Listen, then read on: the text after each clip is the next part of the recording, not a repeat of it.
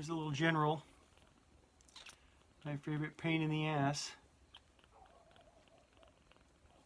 Yeah, whatever. Let's get you a little fit here. I was going to try to do this without waking him up, but it's just not possible.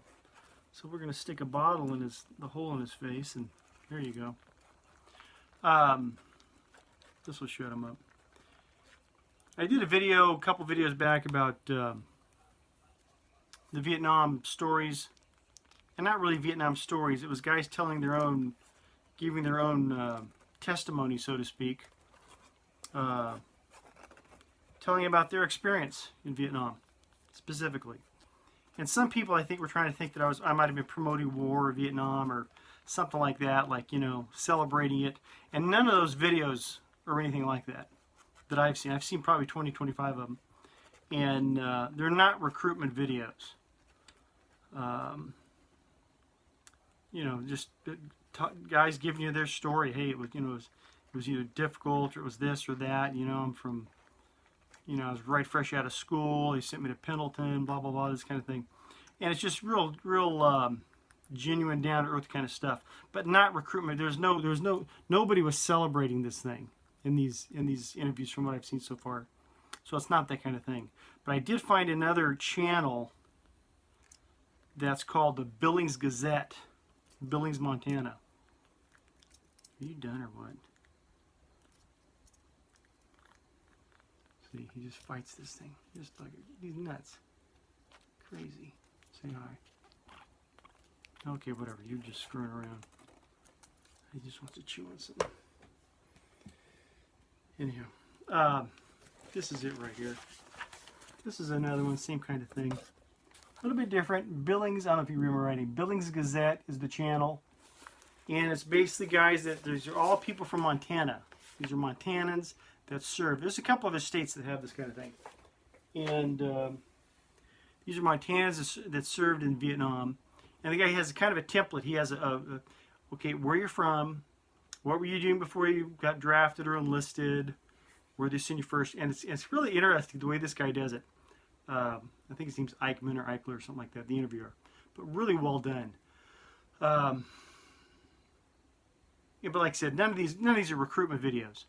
These are just real genuine guys telling you their story, kind of thing. We're not celebrating war. That's not what these are about. But that's another channel, Billings Gazette. Check it out; it's a good one.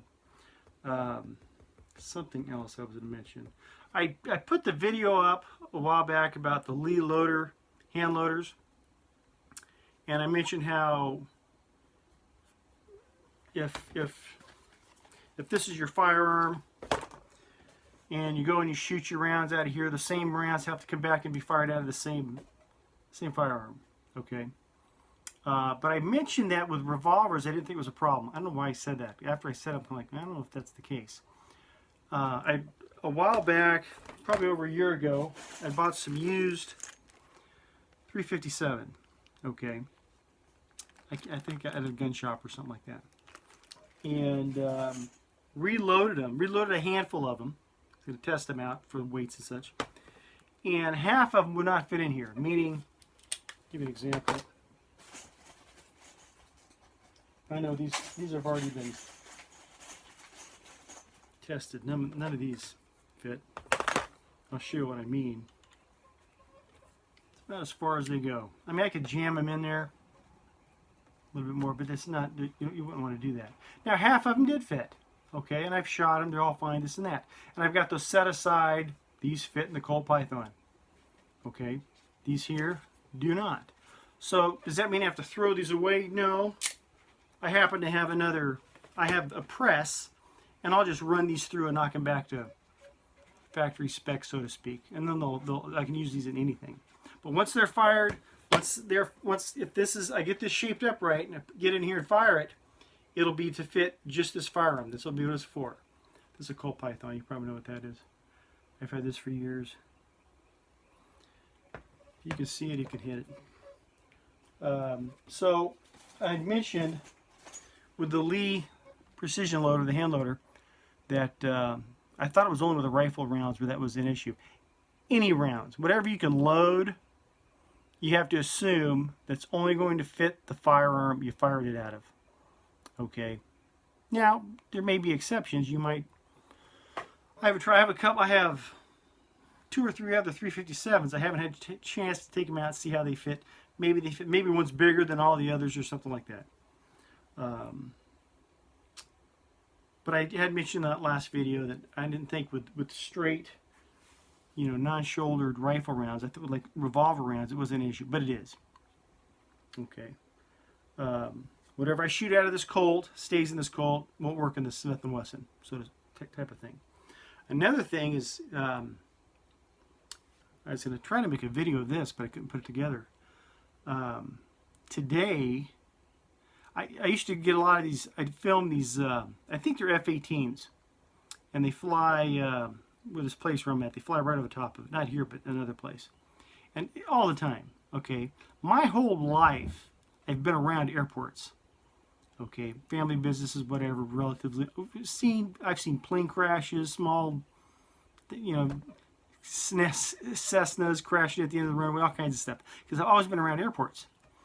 And I've seen, we've had B-52s fly over, all kinds of wild stuff, the stealth, all this stuff.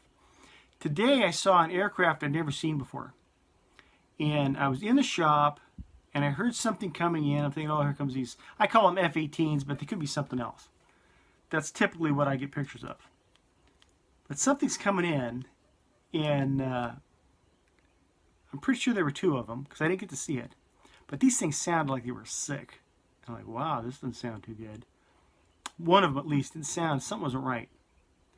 It had, mostly when the aircraft comes in, they have a scream. These had sort of a howl.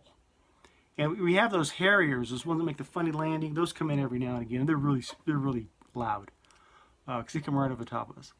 But these things came over, sounded really odd. I was on the phone, I couldn't do anything about it. 10, 15 minutes later, it seems they're coming around again. And this time, this thing is howling.